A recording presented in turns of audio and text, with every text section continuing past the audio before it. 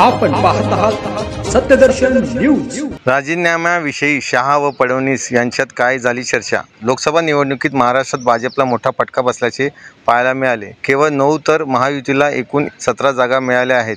याच पार्श्वभूमीवर राज्यात महत्त्वाच्या घडामोडी घडत आहेत। काल भाजप नेते आणि उपमुख्यमंत्री देवेंद्र फडणवीस यांनी लोकसभेत झालेल्या भाजपच्या पराभवानंतर एक पत्रकार परिषद घेतली। यावेळी त्यांनी महाराष्ट्रात झालेल्या पराभवाची जबाबदारी माझी असल्याचे म्हणत उपमुख्यमंत्रीपदाचा राजीनामा देण्याचीही इच्छा व्यक्त केली आहे। त्यामुळे राजकीय वर्तुळात एकच खळबळ उडाली होती। दरम्यान देवेंद्र फडणवीस आज दिल्लीत जाणार असून नरेंद्र मोदी तसेच अमित शाह यांची भेट घेणार आहेत।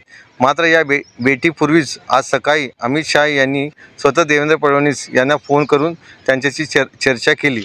देवेंद्र फडणवीस यांच्या मनात नेमकं काय चाललंय ते ऐकून त्यांच्या भावना अमित शाह यांनी जाणून घेतल्या आणि या मुद्द्यावर फडणवीस दिल्लीत आल्यावर प्रत्यक्ष भेटीत चर्चा करू असेही अमित शाह यांनी देवेंद्र फडणवीस यांना सांगितले।